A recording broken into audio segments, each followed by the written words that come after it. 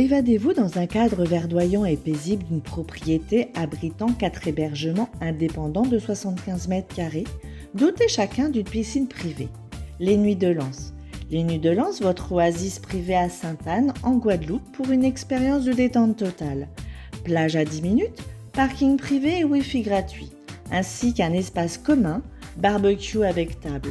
Les Nuits de Lens. Téléphone 06 90 32 72 37. 06 90 32 72 37.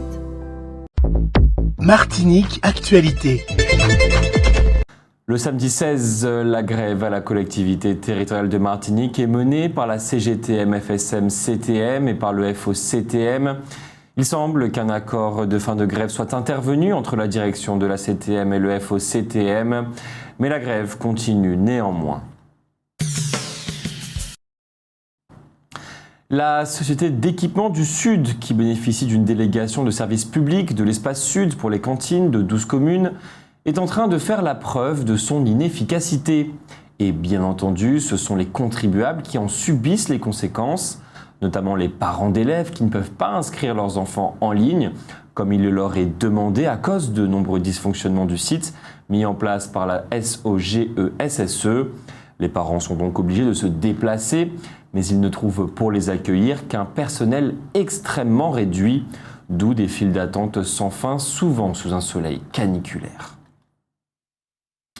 Le samedi 16 septembre de 8h à midi, le collège Petit Manoir propose aux parents une rencontre avec les professeurs principaux et une présentation des dispositifs destinés à la réussite des élèves. Le Fort Saint-Louis en Martinique a participé avec 13 autres monuments à la finale du concours 2023, monument préféré des Français.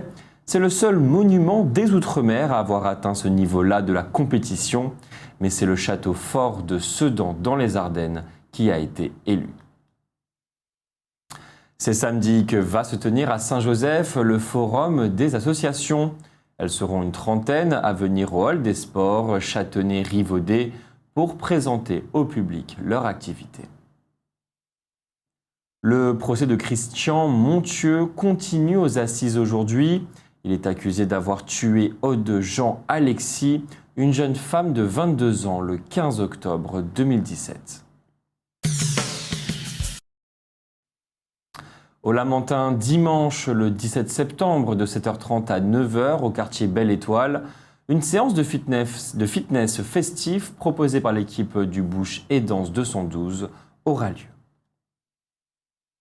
Les obsèques de José Sébéloué, le musicien de la compagnie créole, ont eu lieu à l'église Saint-Ambroise, dans le 11e arrondissement de Paris, en présence d'un public nombreux, notamment des musiciens. 36 chauffeurs de taxi empruntant les voies du TCSP ont été verbalisés hier dans l'après-midi. Comme chacun sait, l'erreur est humaine, mais persévérer dans l'erreur est diabolique.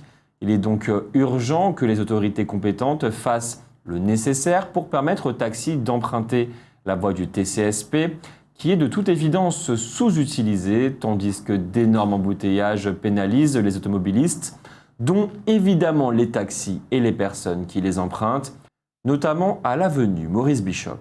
Outremernews.fr, le site de l'actualité Outre-mer, 24h sur 24 et 7 jours sur 7. Retrouvez la chaîne Outremer News sur YouTube.